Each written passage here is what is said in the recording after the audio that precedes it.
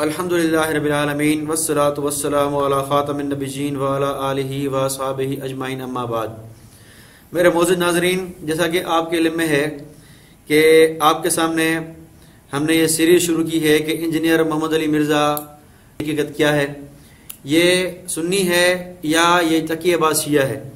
تو آپ کے سامنے میں نے پارٹ 1 میں یہ وضاحت کی تھی کہ یہ سنیوں کے روپ میں ایک چھپا ہوا تقیہ باز شیعہ ہے، اور میں نے آپ کے سامنے تقیہ کی وضاحت بھی کی تھی کہ تقیہ کس کو کہتے ہیں۔ اہل سنت علماء کے حوالے آپ کے سامنے پیش کیے تھے میں نے، خود شیعوں کے حوالے آپ کے سامنے پیش کیے تھے میں نے، اور ایک شیعہ نور اللہ شوستری کا واقعہ میں نے پیش کیا تھا کہ وہ کس طرح شیعوں کا بہت بڑا عالم تھا، اور پھر انڈیا آیا، اس نے شیعہ مذہب کی تبلیغ کے لیے انڈیا آیا اور یہاں آ کے اپنے آپ کو سنی ظاہر کیا، یہاں تک کہ یہاں کا بن گیا قاضی القضات۔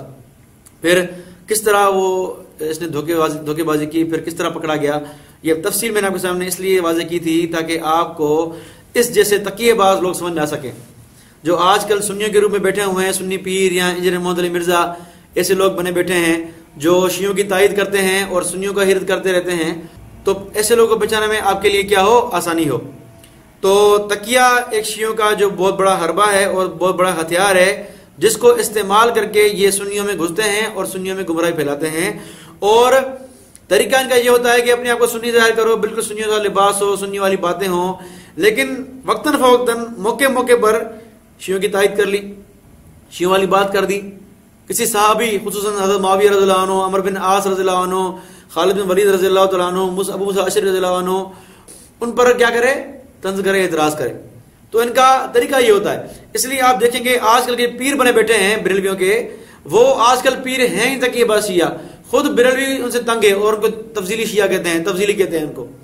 تو حقیقت میں یہ تقیہ باز ہیں، یہ سنی بن کے بیٹھے ہوئے ہیں، بڑی پگڑیاں، بڑی داڑیاں اور بڑے مرید کیے ہوئے ہیں انہوں نے، لیکن باتیں شیعہ والی کرتے ہیں، صحابہ تنقید کرتے ہیں، اور یہ حقیقت میں یہ شیعہ ہیں، یہ سنی نہیں ہے۔ بہرحال تو اس کی تفصیل میں آپ کے سامنے پچھلے کلپ میں کر چکا تھا۔ اب آئیں انجینئر محمد علی مرزا کی طرف کہ انجینئر محمد علی مرزا تقیہ باز شیعہ ہے۔ تو آج میں آپ کے سامنے آج کے بعد جو بھی کلپس آئیں گی اس میں آپ کے سامنے دلائل پیش کروں گا کہ انجینئر محمد علی مرزا تقیہ باز شیعہ ہے، ٹھیک ہے۔ سب سے پہلی دلیل میں آپ کے سامنے پیش کرنے جا رہا ہوں، انجینئر محمد علی مرزا صاحب کی ویڈیو ہے، وہ آپ دیکھیں، اس میں یہ کس طرح شیعوں کی تائید کر رہے ہیں اور اہل سنت کا رد کر رہے ہیں۔ آپ ذرا کلپ سنیں ان کی۔ تعریف قرآن کے قائل ہیں تو میرے بھائی میں نے پہلے بتایا کہ تعریف قرآن کا جو قائل ہے نا جی وہ کافر ہے۔ مجھے یہ نہ، میں کہتا ہوں چاہے وہ سنی ہے چاہے وہ شیعہ ہے، جو تعریف قرآن کا قائل ہے، جو یہ دو گتوں کے درمیان قرآن ہے اس کو محفوظ نہیں سمجھتا، انا نحن نزلنا الذکر وانا لہ لحافظون، وہ کافر ہے۔ لیکن روایتوں کو اگر ان کی کتابوں میں آئی ہوئی روایتوں کو وہ ضعیف کہتے ہیں، جیسے شیعت کے مقدمے میں امین الحسینی صاحب نے لکھا، یا وہ ان روایتوں کی تعویل کرتے ہیں، تو پھر ان کو بینیفٹ آف ڈاؤٹ دیں گے نا، دیں گے کہ نہیں؟ بالکل نہیں دیں گے تو میرے کو پھکی بھی آ جائے۔ صحیح مسلم میں بھی تعریف قرآن کی حدیث موجود ہے، واضح تعریف کی ہے، بالکل تعریف کی، کس طریقے سے ثابت ہوتی ہے؟ جو رضاعت والا چیپٹر ہے اس میں الفاظ ہیں، سیدہ عائشہ کہتی ہیں کہ نبی صلی اللہ علیہ وسلم کی وفات تک، مسئلہ نمبر 155 میں نے اس کا نمبر بھی بتایا ہے، صحیح مسلم میں رضاعت والا چیپٹر کھولیں آپ کو حدیث مل جائے گی، نبی صلی اللہ علیہ وسلم کی وفات تک ہم لوگ قرآن میں آیات یہ پڑھا کرتے تھے کہ جو دودھ سے رشتہ حرام ہوتا ہے، یعنی نسب حرام ہوتا ہے، رضاعت کا رشتہ اسٹیبلش ہوتا ہے، یہ 1 یا 2 دفعہ کسی عورت کا دودھ پینے سے بچہ وہ بھائی نہیں اس کے اولاد کا بن جاتا، بلکہ کم از کم 5 دفعہ۔ تو یہ بتائیں قرآن میں کہاں آیت لکھی ہوئی ہے؟ تو میرے معزز ناظرین، آپ نے دیکھا کہ انجینئر محمد علی مرزا صاحب کس طرح شیعوں کا دفاع کر رہے ہیں اور اہل سنت پر تحریف کا الزام لگا رہے ہیں۔ آپ نے دیکھا ان کا انداز، ذرا دیکھیں، آپ اپنے آپ کو اہل سنت کہلاتے ہیں، یہ اپنی ہر ویڈیو کے آگے ahlsunnatpak.com لکھا ہوا ہے، انہوں نے ان کی آئی ڈی کا نام ahlsunnatpak.com ہے، لیکن ٹھپا لگایا سنیوں کا، لیکن کام کیا کر رہے ہیں، رد کر رہے ہیں سنیوں کا اور شیعوں کی حمایت کر رہے ہیں۔ دیکھیں ان سے شیعوں کا سوال ہوا نا، اگر ان کے نزدیک تحقیق نہیں ہے ان کی شیعہ کتب پر تو کم سے کم یہ کہتے کہ بھئی شیعہ تحریف قائل نہیں ہے، ٹھیک ہے، تو مسئلہ ختم ہو جاتا۔ لیکن مسئلہ ختم کرنے کے بجائے انہوں نے یہاں تک کہہ دیا کہ دیکھو تحریف کی روایت سنی بکس میں بھی ہیں، مسلم میں تحریف کی روایت ہے، پھر یہ آیت رضات پڑھ رہا ہے کہ دیکھیں آیت رضات ہے، اس میں جو ہے وہ تحریف کی بات لکھی ہوئی ہے، ام عائشہ کہتی ہیں کہ بھئی یہ جو ہے وہ اس طرح یہ قرآن میں نہیں ہے.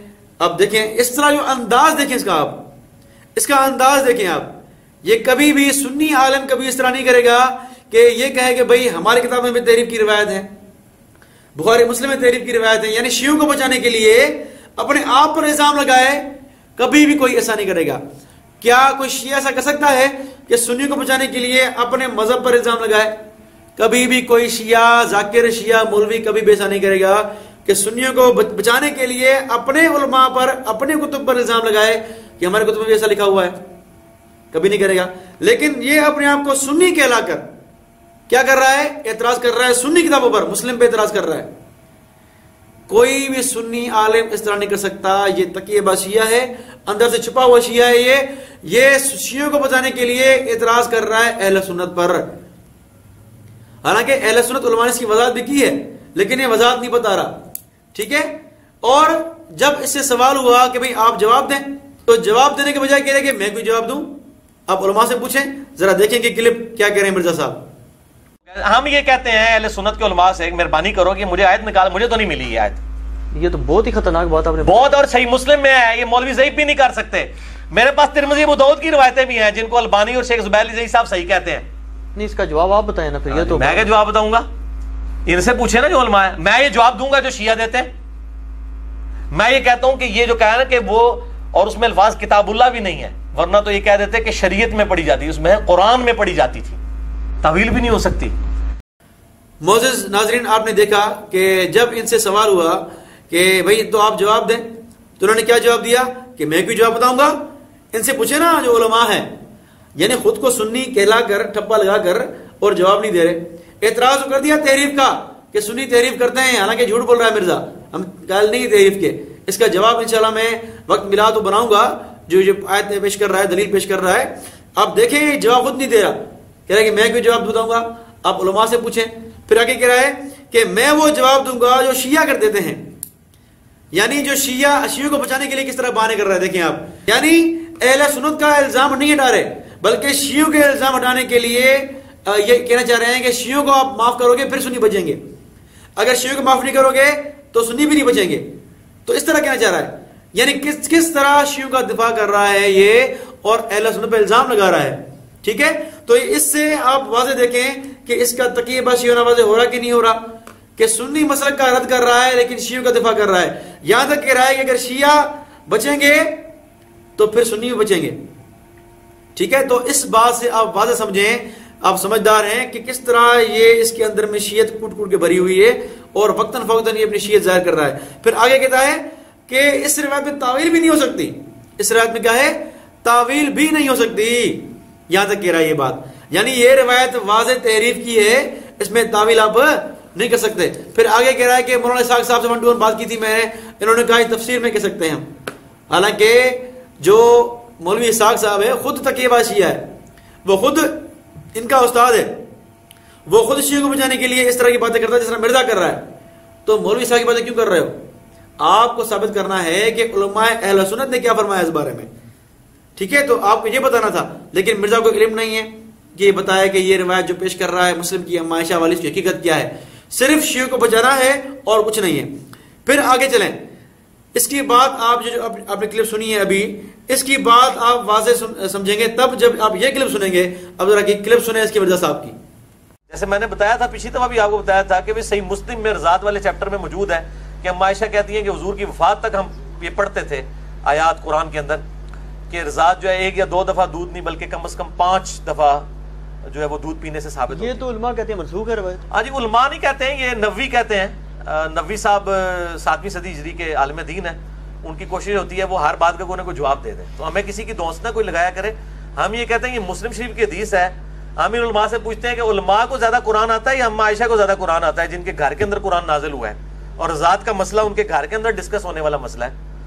تو یہ ام عائشہ کو زیادہ پتہ ہے یا ان لوگوں کو پتہ ہے؟ تو معزز ناظرین، آپ نے یہ کلپ سنی جناب محمد مرزا کی.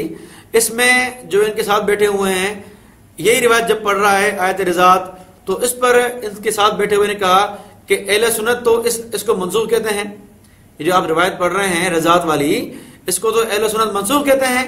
تو اس پر جواب کیا دیا مرزا صاحب نے؟ جواب کیا دیا کہ علماء نہیں کہتے، نووی کہتے ہیں. کیا؟ علماء نہیں کہتے، نووی کہتے ہیں. یعنی انجینئر محمد مرزا صاحب یہ کہنا چاہ رہے ہیں کہ نووی نے جو منسوخ کی بات کی ہے وہ کیا کیا ہے؟ یہ غلط کی ہے. حقیقت میں یہ رضاعت والی جو روایت ہے وہ کیا تحریف کی ہی ہے، تحریف کی ہی ہے، منسوخ نہیں ہے. گویا یہ کہنا چاہ رہے ہیں، گویا یہ اصرار کر رہے ہیں کہ مسلم میں تحریف کی روایت ہیں جو علماء اہل سنت امام نووی رحمہ اللہ نے جو تعویل کی ہے کہ یہ منسوخ ہے، یہ غلط کی تعویل انہوں نے امام نووی نے. حالانکہ امام نووی کے علاوہ بہت سے علماء نے اس کو یہ کہا ہے کہ یہ روایت ناسخ ہے، منسوخ ہے، یہ آخری دور کی آیات میں سے ہے، لوگوں کو اس کا پتہ نہیں تھا اس لیے مشہور نہیں، اس کا منسوخ ہونا مشہور نہیں تھا اس لیے یہ اس کو لوگوں نے سمجھ لیا کہ یہ آخری آیت میں سے ہے.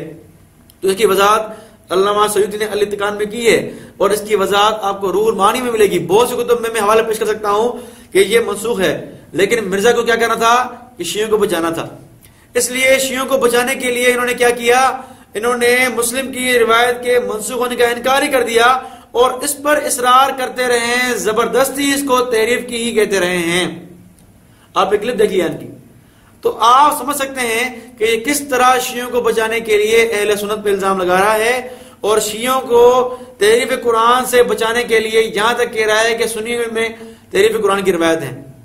ٹھیک ہے، حالانکہ آپ سب دیکھ لیں اہل سنت کا واضح موقف ہے کہ تحریف کی روایت ہم جو کتب میں یہ پیش کر رہا ہے کہہ رہا ہے کہ کوئی بھی تحریف کی روایت نہیں ہے. یہ کسی بھی اہل سنت عالم نے یہ کہا ہو کہ یہ روایت تحریف کی ہے، میں انجینئر محمد علی مرزا اور جو ان کے ہم مسلک شیعہ ہیں ان کو یہ کہتا ہوں، اب قیامت تک چیلنج ہے کہ جو روایت آپ کتب اہل سنت سے پیش کرتے ہیں کہ آپ ایک ثبوت دیں، صرف ایک ثبوت دیں. کسی سنی عالم نے یہ کہا ہو کہ تحریف کی روایت ہے، ہم ثابت کریں گے.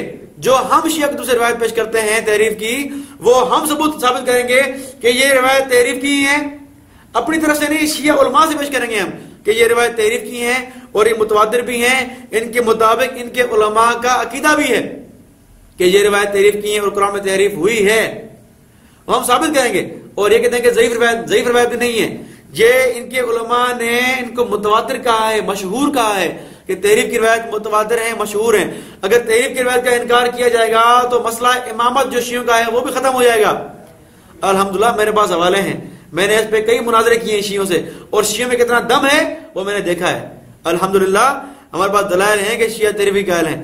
انجینئر محمد علی مرزا کیوں انکار کر رہا ہے؟ کیونکہ خود انجینئر محمد مرزا تقی آباد شیعہ ہے. اسی لیے شیعوں کو بچانے کے لیے یہ اہل سنت پہ الزام لگا رہا ہے تاکہ ایک تو شیعہ ہونا بھی ظاہر نہ ہو اس کا، پگڑ پہن کر داڑھی رکھ کر، اور شیعہ بھی بچ جائیں. یعنی ایک تیر سے دو شکار کرنا چاہ رہا ہے یہ.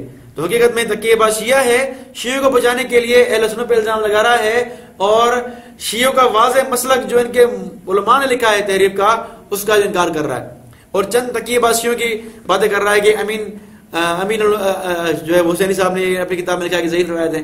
ان کا رد خود شیعہ علماء نے کیا ہے.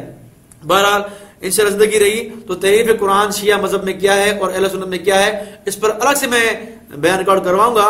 فی الحال آپ کے سامنے مرزے کی بات چل رہی تھی، دیکھیں آپ نے دیکھ لیا کلپ اس کا کہ کس طرح یہ شیعوں کو بچانے کے لیے اہل سنت پہ الزام لگا رہا ہے اور اہل سنت کو تحریف کا قائل بتا رہا ہے لیکن شیعوں کا دفاع کر رہا ہے. تو آپ نے یہ پہلی دلیل سن رہی ہوگی. انشاءاللہ اگلے کلپس میں میں اور آپ کے سامنے دلائل پیش کروں گا کہ تقی آباد شیعہ ہے. اللہ سے دعا ہے اللہ ہمیں مرزے کی تقیہ سمجھنے کی توفیق عطا فرمائے اور اس سے محفوظ فرمائے.